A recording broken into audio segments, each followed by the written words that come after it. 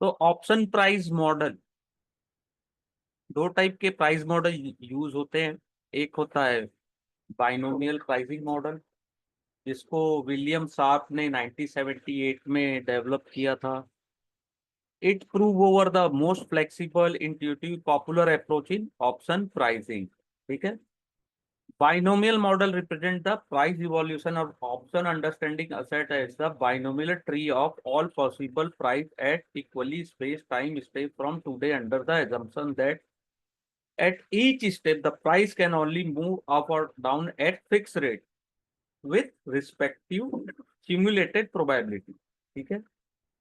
This is very accurate model at but its implementation is complex and time consuming।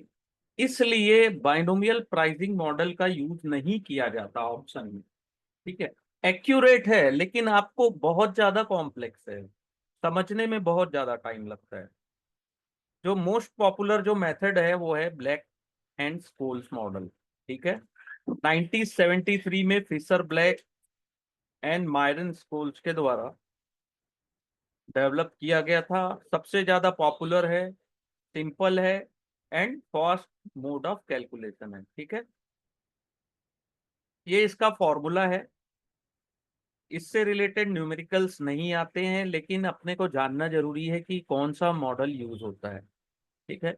Black and schools model use होता है, आप हमारा जो भी option का जो कैलकुलेशन होता है कि इसी के अकॉर्डिंग होता है। ठीक है। ये फॉर्मूला पूछ सकता है कॉल का और पुट का।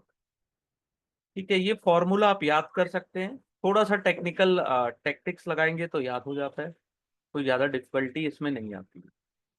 ठीक है। सबसे इंपॉर्टेंट है IV of option, implied volatility। Okay,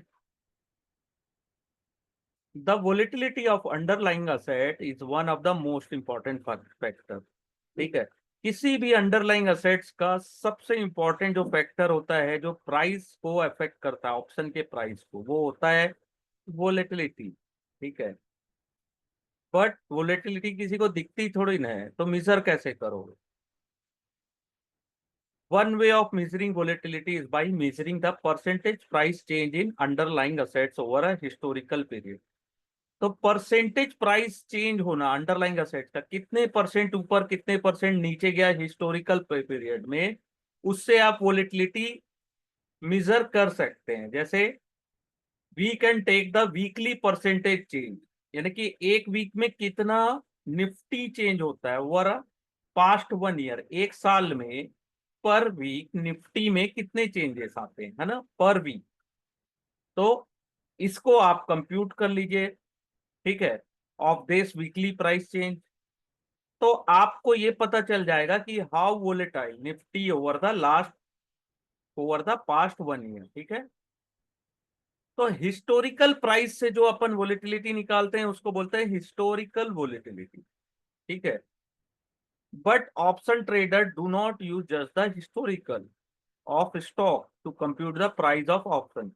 केवल अपन हिस्टोरिकल यूज नहीं करते हैं। ठीक है। हिस्टोरिकल का भी यूज होता है, लेकिन केवल इसके हिस्टोरिकल वोलेटिलिटी के को कंप्यूट करके अपन ऑप्शन में ट्रेड या ऑप्शन में अपनी एंट्री नहीं लेते हैं। ठीक है। जैसे आप इसका एक एग्जांपल देखिएगा ना, market participant are more interested in finding out how volatile the stock is expected to be over the remaining life of option. यानी कि एक महीना ऑप्शन को एक्सपायरी होने में बचा है, तो कितना वोलेटाइल हो सकता है। जैसे एक फार्मा कंपनी है जो रेंज बाउंड में काम कर रही है, रेंज बाउंड में है, जिसका हिस्टोरिकल वोलेटिलिटी कितना है, 15 है। लेकिन एक कंपनी एक इंपॉर्टेंट कोर्ट केस लड़ रही है जिसका वर्डिक्ट आने वाला है नेक्स्ट वीक, और ऐसा एक्सपेक्टेड है कि फेवरेबल आउटकम आएगा कोर्ट केस का, जिससे कंपनी की सेल और प्रॉफिट बूस्ट हो सकता है। ठीक है। लेकिन अनफेवरेबल आया तो क्या होगा, कंपनी को बहुत बड़ा लॉस हो सकता है। ठीक है।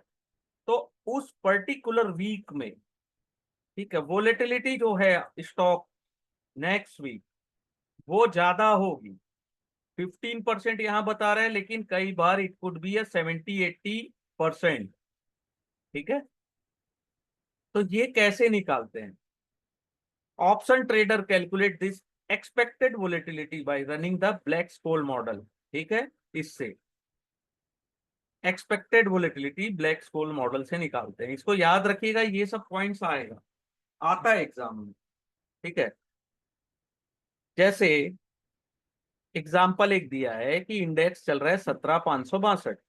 ठीक है, call option with strike price 17,500 और 9 दिन एक्सपायरी का बचा है, ट्रेड कर रहा है 95 में। ठीक है, इंटरेस्ट रेट अपन को पता है 6% है। ठीक है, तो we have all the data we need to expect the underlying volatility. तो अपन केवल फॉर्मूले में पुटअप करेंगे तो अपने को समझ में आ जाएगा कि कितनी वोलेटिलिटी होगी ऑप्शन प्राइस जिसका 95 है। ठीक है, व्हाट द वोलेटिलिटी, कितना होना चाहिए जिसका ऑप्शन प्राइस 95 है। ठीक है, ऐसी अंडरलाइंग वोलेटिलिटी को बोलते हैं implied volatility, volatility of assets, यानी कि एक्सपायरी के लिए बचे हैं दिन कितने, 9। ठीक है, ये फॉर्मूले में अपन ने लगा दिया तो अपने को पता चल जाता है। लेकिन आज के डेट में तो सब चीजें प्रैक्टिकली अवेलेबल है, तो अपन को फॉर्मूले से कैलकुलेट करने की जरूरत नहीं पड़ती है। ठीक है, और it is different from historical volatility, ठीक है, of asset because it work out from the option price rather than historical price. ठीक है, क्योंकि इंप्लाइड वोलेटिलिटी ऑप्शन से निकालते हैं अपन, ऑप्शन के प्राइस से, हिस्टोरिकल प्राइस से नहीं निकालते हैं, इसलिए ये डिफरेंस होता है हिस्टोरिकल और आईवी में। ठीक है, क्लियर यहां तक?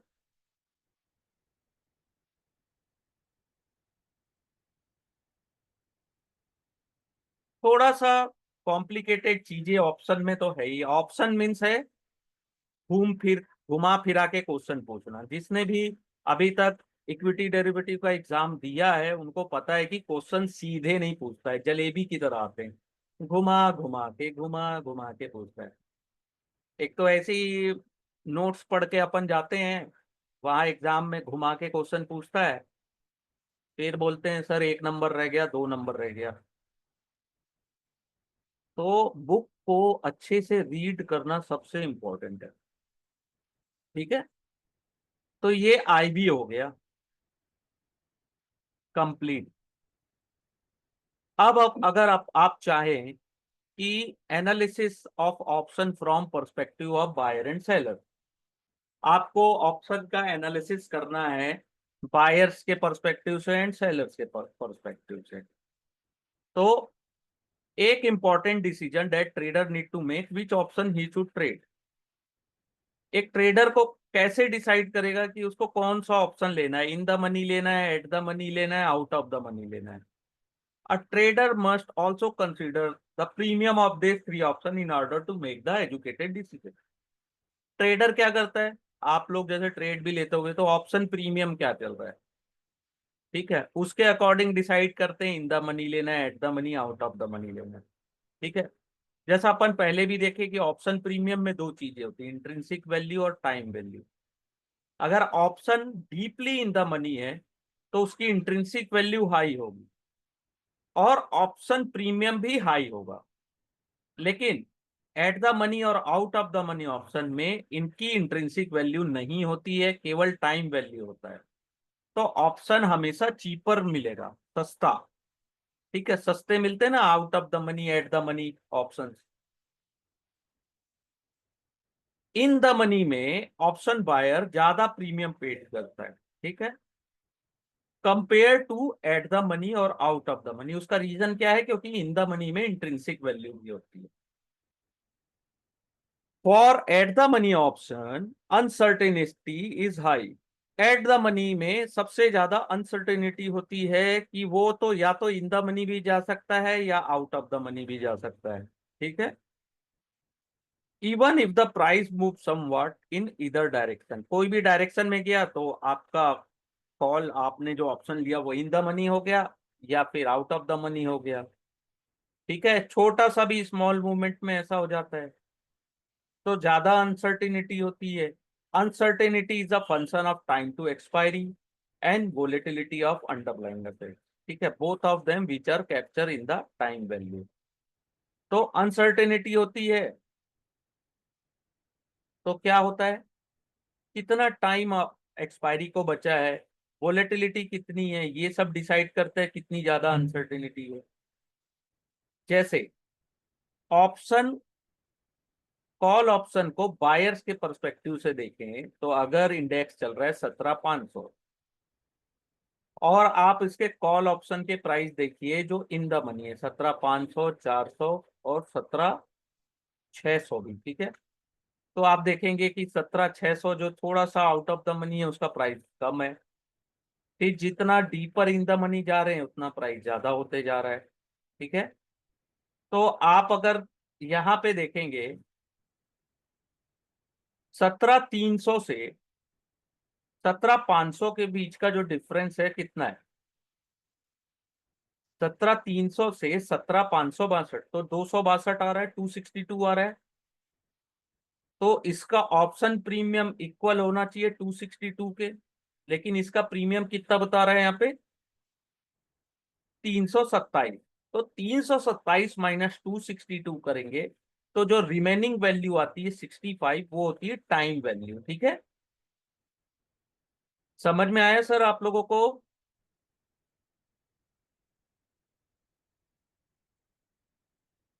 देखिए 17,562 चल रहा है इंडेक्स, 17,300 का जो प्राइस प्रीमियम है 327, तो 17,562 माइनस 17,300 करेंगे तो 262 आता है, 262 उसका इंट्रिंसिक वैल्यू हुआ, ठीक है।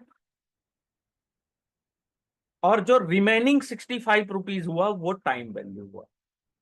सेम 17,600 का स्ट्राइक कॉल ऑप्शन देखिए आउट ऑफ द मनी में, तो यहाँ पे कोई इंट्रिंसिक वैल्यू नहीं है, ठीक है,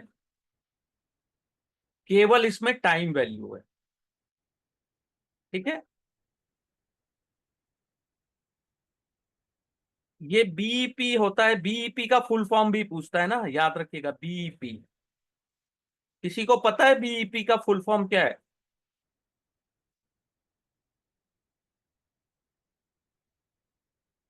आप में से कोई जानता है बीईपी का फुल फॉर्म क्या है?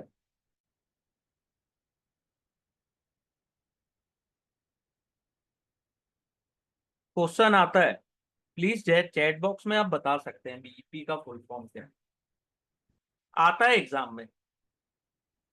ब्रेक इवन पॉइंट, ठीक है। यस, वेरी गुड विवेक जी, वेरी गुड, ये क्वेश्चन आता है, याद रखिएगा बीईपी का फुल फॉर्म, ठीक है। तो ये स्ट्राइक प्राइस है 17,300, 17,400, 17,500, 17,600, प्रीमियम कितना है 327, 250, 185, 130। तो ब्रेक इवन पॉइंट कितना है 17,627, 17,650, 17,685, 17,330, ब्रेक इवन पॉइंट, ठीक है। अगर मार्केट एक्सपायर होता है 17,000 में तो आपको कितने का लॉस होगा, जितने भी आपके प्रीमियम्स है वो जीरो हो जाएंगे, ठीक है, क्योंकि आप ऑप्शन बायर हो। लेकिन आपके जितना ऊपर बंद होगा उतना आपको प्रॉफिट होगा, ठीक है। जैसे यहाँ देख रहे हैं जितना ऊपर जाएगा उतना आपको एज अ ऑप्शन बायर, और जितनी तेजी से जाएगा उतना आपको प्रॉफिट हो। नेट नेट पे ऑफ देख लीजिए सबका, ब्रेक इवन पॉइंट बस सबका डिफरेंट है, ठीक है। तो एज अ ऑप्शन बायर अगर ऑप्शन, अगर अंडरलाइंग असेट जितनी तेजी से ऊपर जाता है उतना ज्यादा आईवी बढ़ता है और उतना ज्यादा प्रॉफिट अपने को होता है, ठीक है। आप देखे होंगे कई ठो के ऑप्शन प्राइस, भले ही स्टॉक तो ऊपर चला जाता है लेकिन ऑप्शन के प्राइस हिलते तक नहीं, ठीक है, अपनी जगह से, क्योंकि वो टाइम लेता है। और वही कुछ स्टॉक एक दिन में परफॉर्म करते हैं, ठीक है। कुछ दिन पहले जैसे कोटक बैंक का अगर आप लोगों ने कल या परसों का देखा होगा तो उसके प्राइस बहुत तेजी से ऊपर गए थे, ठीक है। तो ऐसा होता है। तो एज अ ऑप्शन बायर हमारा रिस्क क्या है, हमारा प्लस पॉइंट क्या है, ये सब अपने को बहुत जरूरी होता है जानना, ये नेट पे ऑफ हो गया इसका। प्रॉफिटेबिलिटी कितनी होगी? जैसे इंडेक्स 17,800 पे मैच्योर हुआ, तो 17,300 का ऑप्शन कितने में क्लोज हुआ? 327 आपने प्रीमियम पेड की है, उसके अलावा आपको 173 रुपए प्रॉफिट होगा। 17,400 वाले को 150 रुपए का प्रॉफिट होगा। ठीक है, बहुत इजी कैलकुलेशन है इसका, यहां से क्वेश्चन आ सकते हैं। अगर ये समझ में ना आए तो पूछ सकते हैं मेरे से। 17,500 का, जैसे 17,800 में इंडेक्स क्लोज हुआ मैच्योरिटी में, 17,500 का आपने ऑप्शन खरीदा, तो इन दोनों का डिफरेंस कितना हुआ? 300 पॉइंट। और आपने 185 रुपए ऑलरेडी पेड किए होते, तो इसको हटा के आपको प्रॉफिट कितना हुआ? 115 रुपया। ठीक है, 17,600 में आपको कितने का प्रॉफिट हुआ? 54% का। ठीक है, वैसे ही सेम पर्सपेक्टिव अगर आप देखेंगे कॉल ऑप्शन सेलर का, तो कॉल ऑप्शन सेलर को क्या होता है? जो न्यूट्रल है मार्केट के लिए, या उनको लग रहा है बियरिश है मार्केट, तो वो कॉल को सेल करते हैं। ठीक है, कॉल ऑप्शन सेलर कहलाते हैं। सेम उनका नेट पे ऑफ है ये। आपको मैक्सिमम प्रॉफिट कितना होगा? जितना आपने प्रीमियम रिसीव किया। ठीक है, जितना आपने प्रीमियम रिसीव किया, जैसे 327 रुपए का प्रीमियम आपने रिसीव किया है, यहाँ 250 रुपए, 185 रुपए, 130 रुपए। मार्केट अगर डाउन होता है, नीचे गिरता है या न्यूट्रल होता है, तो भी आप प्रॉफिट में ही रहेंगे। ठीक है, लेकिन जितना ऊपर जाते जाएगा उतना आपको लॉस होगा, तो लॉस आपका अनलिमिटेड होगा, होता है ऐसा सेलर। और प्रॉफिट जो होता है वो जो आपने प्रीमियम रिसीव किया, उतना आपका प्रॉफिट होता है। इसके जो कैलकुलेशंस है उसको अच्छे से देखिएगा। ठीक है, नहीं समझ में आए तो आप मुझसे वापस पूछ सकते हैं, मुझे व्हाट्सअप कर सकते हैं, मैं आप लोगों की हेल्प करने के लिए ऑलवेज रेडी हूं। लेकिन अगर आप सोचेंगे कि समझ में नहीं आ रहा है, पूछे नहीं, और यानी कि आप किसी से हेल्प ही नहीं लेंगे, तो कैसे बनेगा? ठीक है, तो अपना जो बेस है ना, जो बेसिक नॉलेज है उसको क्लियर रखिएगा। ठीक है, be a open minded person. ये हो गया पुट ऑप्शन का, जैसे बायर पर्सपेक्टिव। तो अगर आपको लगता है कि मार्केट जितना जितना नीचे जाएगा उतना आपको प्रॉफिट होगा, ठीक है, आपने क्या किया है? पुट ऑप्शन को बाय किया है, तो जितना मार्केट नीचे जाएगा उतना आपको प्रॉफिट होगा। तो डीप इन द मनी कितना होता है? जितना आपने, जैसे मार्केट चल रहा है 17,562, तो 17,300, 17,400, 17,500 और 17,600 की प्रीमियम।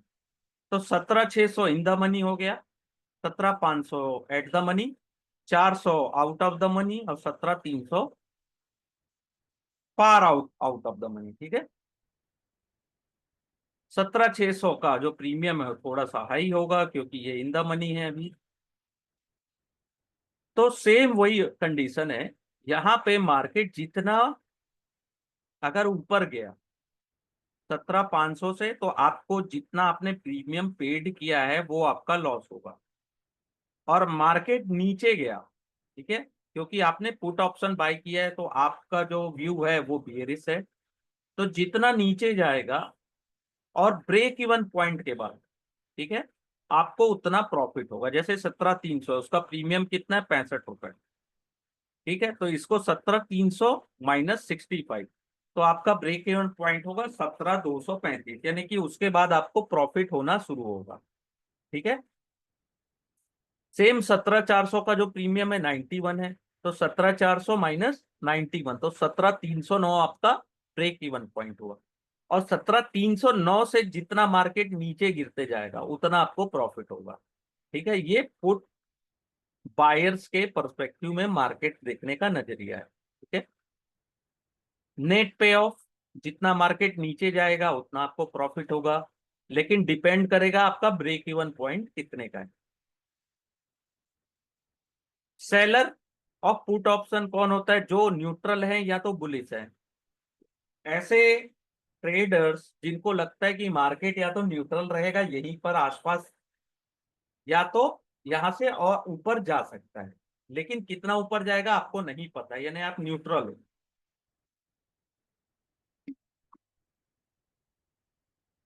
तो एज अ पुट सेलर आप जो प्रीमियम रिसीव करते हैं वो आपका मैक्सिमम प्रॉफिट होता है।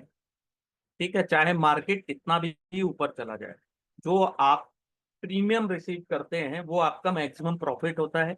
और मार्केट आपके फेवर से में ना आके नीचे गिरते जाए तो वो आपका अनलिमिटेड लॉस होता है। ठीक है,